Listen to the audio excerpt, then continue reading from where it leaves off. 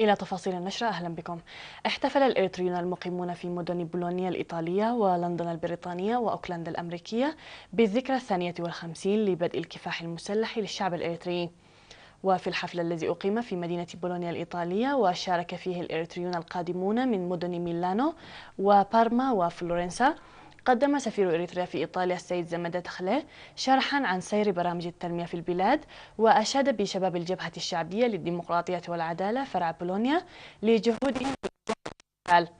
من جانبه أوضح قنصل إريتريا في ميلانو السيد رؤوسهم جبرجرجيش عن تقديم الجالية الإريترية في بولونيا مبلغ 8000 نقفة تنفيذا لتعهدها في 20 من يونيو 2012 لرعاية 22 أسرة شهيد بشكل فردي وجماعي، وقد تمكنت بالفعل من تنفيذ 75% من التعهد، مؤكدا بأن ذكرى الفاتح من سبتمبر مناسبة جليلة لتجديد عهد أمانة الشهداء.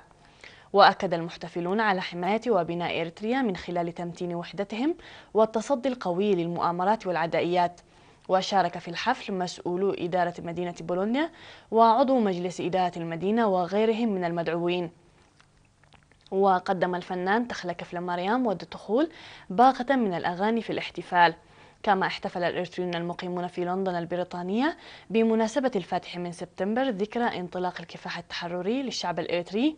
وقد خاطب الحفل سفير إريتريا في بريطانيا وأيرلندا السيد تسفا ميكائيل جراهتو، موضحا بأن نضال الشعب الإريتري المسلح أثبت الدور الكبير لتأطير الجماهير وزيادة الوعي والتفاني في تحقيق الأهداف، وهي القيم التي أصبحت زادا وجسرا لتخطي التحديات بعد الاستقلال. وأكد المحتفلون في النقاشات التي أجروها أن نضال الشعب الإريتري انتصر نتيجة للتنظيم القوي والاستعداد لتقديم التضحيات والقيادة المتفانية. واحتفل الإريتريون المقيمون في أوكلاند الأمريكية بالذكرى 52 لانطلاق كفاح الشعب الإريتري بأنشطة تمجد المناسبة، مجددين العهد للعمل من أجل نجاح مسيرة البناء والإعمار.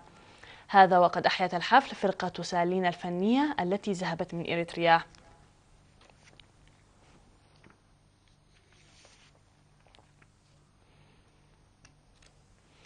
أوضح مسؤول مكتب وزارة الصحة في الإقليم الأوسط الدكتور تسفاي سلمون بأن جهودا حسيسة تبذل لمكافحة الأمراض المعدية وتوعية السكان للحد من الأمراض. وأشار إلى تركيب الطاقة الشمسية في المؤسسات الصحية الموجودة في الإقليم لتقدم خدماتها ل 24 ساعة، موضحا عن الانتهاء قريبا من صيانة مستشفى العيون والسعي لبناء السور المتبقي في عيادة ماي تمناي الجديدة، والبدء قريبا في خدمات الجراحة بمستشفى حزحز وعداق حمص. وأوضح عن ارتفاع نسبة التطعيم في الإقليم إلى نسبة 90%، وإدخال التحاليل في المؤسسات الصحية للفحص عن السل، وتقديم التأهيل للكادر الصحي الريفي، والارتقاء ببرامج رعاية الأمومة والطفولة.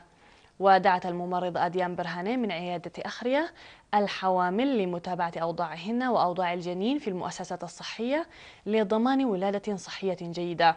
وأشادت كل من السيدة محفوظة سليمان والسيد حاغوستس فازين بالخدمات والمتابعة الصحية المقدمة للحوامل ومرضى السكري وضغط الدم، داعين إلى تعزيز دور المجتمع في مكافحة الأمراض.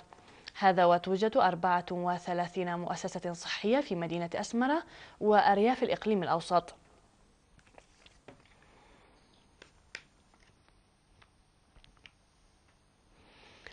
دعت مدير مديرية حقات السيدة آمنة الحاج على تعزيز دور أقسام الوزارات وإدارات الضواحي لتنفيذ فاعل لبرامج التنمية في المديرية. وتم التوضيح في الاجتماع الذي عقد لمسؤولي وأعضاء المؤسسات الحكومية والجبهة عن إرساء 5 عيادات ومستشفى عمومي وأكثر من 50 كادر صحي وسيارتي إسعاف لنقل المرضى في المديرية.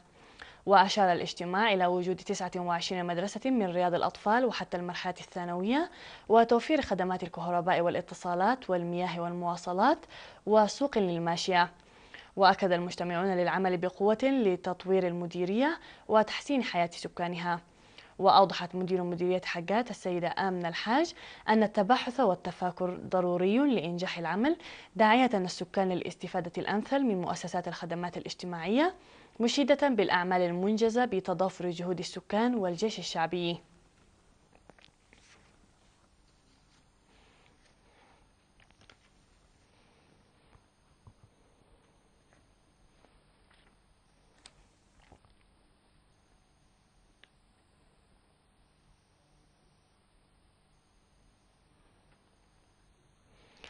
قدم المواطنون المقيمون في مختلف دول المهجر 70 جهازا للقراءة الإلكترونية لصالح طلاب مؤسسات التعليم العالي. وأوضح منسقو مشروع القراءة الإلكترونية أن هذه الأجهزة التعليمية تبرع بها الشباب الإريتريون المقيمون في ضواحي العاصمة الأمريكية واشنطن وجمعية الإغاثة الإريترية فرع بريطانيا التي مقرها لندن، بهدف إيصال القارئ الإلكتروني لكل طالب إريتري، وأن مبادرتهم ستتواصل في الفترة القادمة. وأوضح منسقو المشروع بأن الاستثمار الذي تقوم به الحكومة منذ غداد الاستقلال في التعليم ورفع جودة وكفاءة العملية التعليمية زاد من عدد الخريجين في مختلف المجالات. وقد قرروا مدفوعين بهذه الإنجازات التعليمية إرسال أجهزة القراءة الإلكترونية إلى البلاد بالتعاون مع المكتبة الرقمية الإريترية. وذكروا بأن أجهزة القراءة المرسلة حاليا للتجربة لديها سعة تتراوح بين 16 إلى 32 جيجا بايت، وتقدر قدرة استيعابها لأكثر من 10,000 كتاب من 300 صفحة، وتسجيل محاضرات صوتية لأكثر من 500 ساعة. هذا وستمكن هذه الأجهزة الطلاب الجامعيين من تسجيل المحاضرات المكتوبة والصوتية بكل سهولة.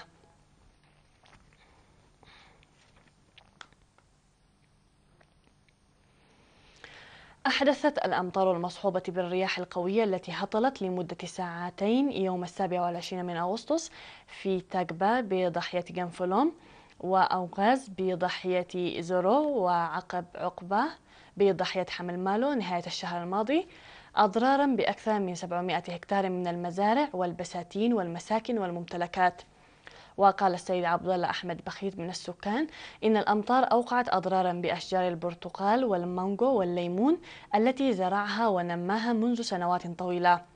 وذكر السيد عثمان آدم بأن السيول جرفت المدرجات والحواجز المائية التي شيدت بالنفير الشعبي، ودمرت مزارع الذرة التي بلغت مرحلة الإثمار.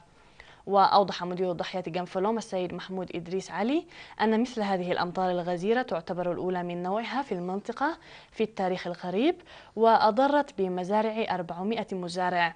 كما أحدثت الأمطار المصحوبة بالصواعق الأضرار بالأرواح والماشية في مديريتي كركبت وأصمات.